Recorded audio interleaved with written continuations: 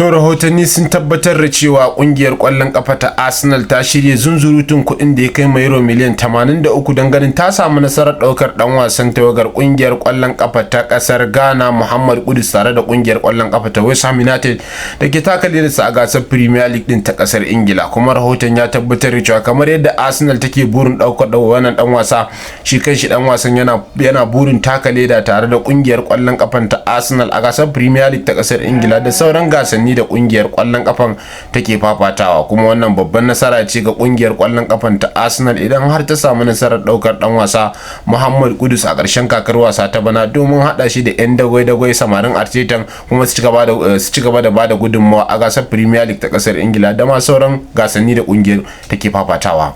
Kamar yadda rahotanni suke bayyanawa, dan wasa Alphonso Davies ya ki amincewa da ci gaba da zama tare da kungiyar kwallon kafa ta Bayern Munich, yayin da yake amincewa da sanya hannu akan takaddun kwantiragi, wanda hakan ya bayyana cewa kungiyar kwallon kafa ta Manchester United da kuma kungiyar kwallon kafa ta Barcelona sun kusanci dan wasan a 'yan makonnin nan domin bayyana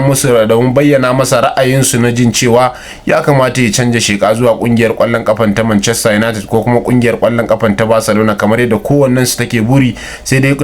daga dukkanin rahotannin da suke bayyana, Barcelona da kuma kungiyar kwallon kafan ta Manchester United ba su samu abin da suke bukata dangane da dan wasan ba na amincewa yadda ya koma ɗaya daga cikin kungiyoyin kwallon kafan guda biyu. Rahoton ya tabbatar da cewa dan wasan abin da yake bayyana shine ya fi karkata hankalinsa zuwa kungiyar kwallon kafa ta Real Madrid. Har ma wani rahoto yana bayyana cewa an cimma yarjejeniya tsakanin kungiyar kwallon kafa ta Real Madrid da dan wasa Alphonso Davies dangane da komawarsa kungiyar kwallon kafan a kasuwar musayar 'yan wasanni ta karshen kakar wasa ta bana da zamu shiga. Sai dai rahoton da yake bayyana sahihi shine daga wakilin dan wasa Alphonso Davies babu wata yarjejeniya tsakanin kungiyar kwallon kafa ta Real Madrid da dan wasa Alphonso Davies, wanda hakan ya tabbatar da rahoton ƙarya ne. Babu wannan yarjejeniyar duba da akwai zaɓuɓɓuka da yawa akan dan wasan kamar yadda wakilin nasa ya bayyana. A cikin zaɓuɓɓukan har da yiwuwar ci gaba da zama tare da kungiyar kwallon kafan ta Bayern Munich, amma fa dan wasan yana da zaɓin ra'ayin da ya fi masa na ya bar kungiyar kwallon kafan ta Bayern Munich ko kuma ya ci gaba da zama ko kuma ya canja sheka zuwa wata kungiyar kwallon kafa a nahiyar Turai.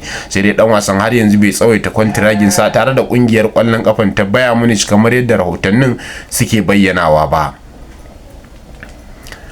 To kungiyar kwallon kafa ta Real Valladolid ta bayyana aniyarta na daukar dan wasa dan wasa Endrick daga kungiyar kwallon kafa ta Real Madrid. Matashin dan wasan kungiyar kwallon kafan dan asalin kasar Brazil ta bayyana aniyarta na daukar sa zuwa kungiyar kwallon kafan a wannan kasuwar musayar 'yan wasannin ta watan Janairu da zamu shiga a matsayin dan wasan aro. Sai dai fa tsona bata kare ba, yayin da Real Madrid din ta bayyana aniyarta tun a baya cewa babu ɗaya daga cikin Arda Güler ko Endrick da zai tafi a matsayin dan wasan aro a kungiyar kwallon kafan. Za su ci gaba da zama tare da kungiyar kwallon kafan ta Real Madrid. Cristiano Ronaldo ya taya kungiyar kwallon kafa ta Manchester United murna tare da yi mata fatan alkhairi da kuma sabon mai horar da 'yan wasan kungiyar kwallon kafan dan asalin kasar Portugal Ruben Amorim. Kazalika dan wasan ya bayyana aniyarsa ta yi musu fatan nasara tare da ci gaba da jajircewa da kuma samun nasarori a gasar Premier League da masu sauran gasanni. An tambayi Andre Onana dangane da salon da mai horarwa Ruben Amorim, shin za ku iya kasancewa da irin wannan salon? Ya bayyana cewa hakikanin gaskiya na kalli wasan su kuma sun samu nasarori, kuma muna fatan cewa kasancewa kan 'yan wasanmu na Manchester United a haɗe yake abu ne mai sauƙi mu karɓi irin salon da mai horarwa zai zo da shi kuma domin mu samu nasarori kamar yadda mai tsaron ragar Andre Onana ya bayyana.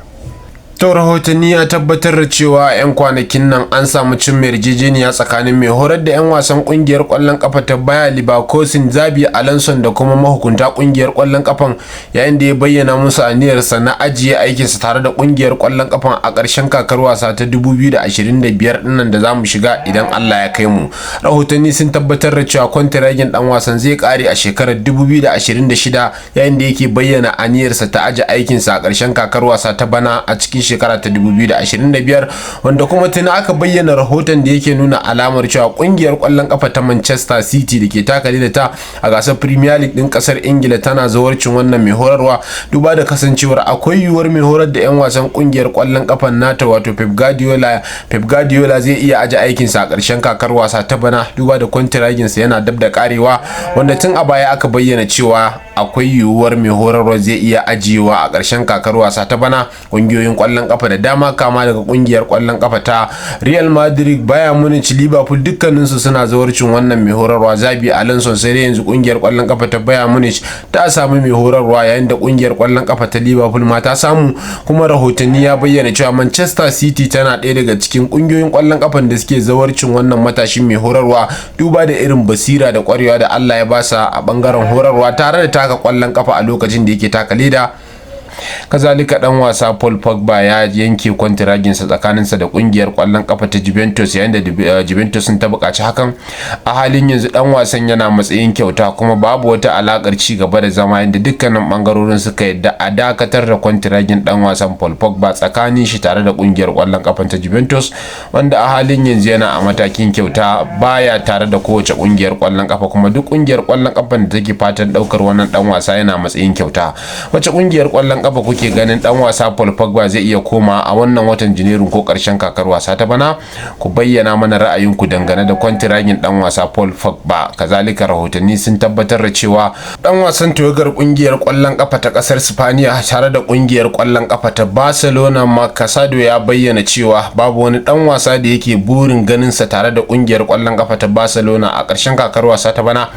kamar dan wasa Nico Williams na kungiyar kwallon kafa ta Atletico Bilbao, kuma abokin takale da sa a cikin togar kasar Spaniya a gasar Euro da aka fafata na shekarar 2024, kamar yadda dan wasan Casado ya bayyana. Kazalika dan wasan ya samu nasarar cimma shiga togar farko ta kungiyar kwallon kafa ta kasar Spaniya a wannan karan a wasan da suka fafata.